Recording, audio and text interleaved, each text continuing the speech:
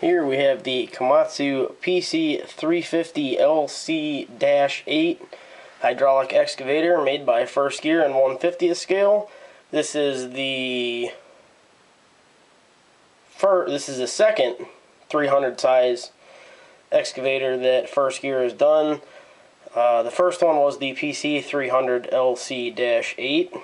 So this is basically the same casting with different logo, different decals, basically, not decals, but pad printing. Basically, it's only changed from a 300 to a 350. They painted the teeth on the bucket yellow, and they added a few little graphics here and there, primarily on the undercarriage. But other than that, nothing has changed. But go ahead and show you the model, and you've already hopefully seen the PC360LC-10 review that I did recently. And there's a few disappointing things about that model that aren't prevalent with the PC350. The PC350 and also the PC300 have a little bit better range of motion than the PC360, and I'm not sure why. It's kind of puzzling because it's basically the same. It's the same size machine. It's almost the same casting. I don't know. Something's weird. Anyway, here we go. Start off as usual with track machines, excavators. You'll see the very clean and clear graphics that they have put on the undercarriage, as well as the linked tracks. Just like the PC300 and the PC360, they are not the hoop and loop tracks. As I spoke to in the PC360 review, I absolutely despise hoop and loop tracks. The only ones that I found that I'm halfway okay with are the ones on the NZG PC200. I'm not, they break, they fall apart. I've said it all before, so it doesn't really matter, but that's why I don't like them.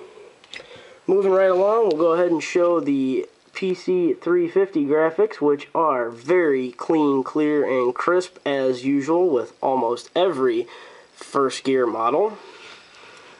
The Galeo graphic on the cab, which is not going to show for some reason.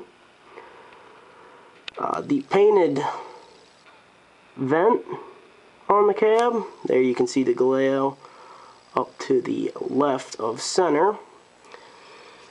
They have a simulated mirror here, as well as a handrail that is plastic, but it is very nice. Have a small antenna on the cab, which is of a flexible rubber material. On the top of the body, a lot of simulated anti-slip on this model, which is nice. The engine cover does not open like many other excavator models produced. It is plastic. The exhaust is plastic. It's hard to tell though. Overall, it's very well done. So I'm going to go ahead and pull back here and turn the model around so you can see the back of it, the counterweight. Very similarly to the PC300 as far as graphics.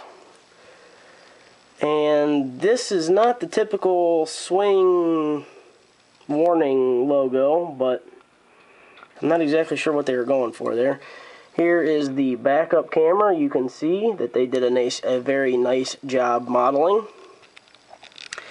And we'll get another shot up above of the body so you can see some more of the anti-slip. Having a little bit of trouble with the camera right now. Don't know why. Another thing they did, as with the PC300 and PC360, were the raised hydraulic lines that are very nice and almost second to none. Definitely some of the nicest raised hydraulic lines that I've seen done on a model.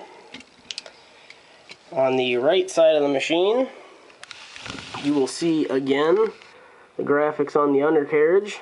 Very clean and crisp. Again, great tracks, triple Grouser tracks. Over here we have the Komatsu graphic as well as the PC350LC. More plastic handrails and mirrors here and there. Again, simulated, don't have reflective qualities. They're painted gray. There is a vent casted along with the latch and on here on the right side of the machine. All of these machines have had the heavy-duty guards, angular guards put on them. Up here again, you will see the texturing and the anti-slip, which is very nice. A little different shot of the hydraulic cylinders and the hydraulic lines. Work lights on the boom. Great, clean, clear graphics on the boom and stick. And now I'm going to show you the range of motion. Stretched all the way out and all the way down. Has a moderate dig depth, just like the PC300 and the PC350. If you wanted to take this model apart, which I do not suggest because the hydraulic cylinders themselves are a very hard and almost brittle plastic, so I don't suggest doing it. But if you wanted to, and you want to take a chance of ruining the model, I am sure if you cut just a little bit off of the hydraulic cylinders, you could probably get this thing to bottom all the way out. Again, I don't suggest it. It may be something I do in the future, maybe not. It's hard to say. Another thing that I don't want to miss before I forget with the undercarriage is that the rollers on the top and bottom are functional. They do work. Although you can't necessarily see it, I've had these undercarriages apart and I know that in fact they do work. Again, the reach is pretty significant. Go ahead and curl it back in and show you the... Okay, well, I'm going to go ahead and air this. Just as I was curling the machine in, this decided to totally come apart here, the linkage. This is not the first time I have ever had a first gear piece break on camera during a review, and it is certainly a blow to their reputation, as I am always quick to recommend their models and I'm often hard on other model manufacturers. This is a very big disappointment, and I am disgusted that this has happened. I will be contacting First Gear yet again, and hopefully I will not just get their idiotic, I will say it on camera, their idiotic administrative assistant that I got last time. I'm not going to be able to complete the review because of this little mess. I'm not even going to try. And, you know, that may deter you from buying this model. I can't tell you that this is going to happen with all of them, but it certainly just happened with mine, and, wow. That's pretty bad. And if anybody from First Gear happens to see this, you guys got to do better than this. This is ridiculous. The last time it was an International Harvester dozer that fell apart quite literally on camera. Here you can see these pins come from both sides in the linkage, and those are supposed to hold that cylinder together, and they did not do that by any stretch of the imagination. And I'm going to go on record right now as saying that that is very, very poor engineering, yet again, on behalf of First Gear. And I said it before, I'll certainly say it again, this is really going to impact my future purchase of any First Gear model, because this came new out of the box. And if I haven't addressed this before, I'll address it again. First Gear and many other model manufacturers, their policy is that you talk to the person or the dealer that you bought this model from. And what happens then is they are supposed to refund your money or give you a new model, and then they, the dealers, have to eat this broken model. Yes, that's right. First Gear, nor almost any other company, they do not refund or rebate the money, nor do they send a replacement model to the dealer. The dealer is the loser in the situation. So, you know, I wasn't going to say that publicly, but I'm just, you know, right now, not very happy at all, and I have that information from multiple dealers, and it is not just First Gear that does that.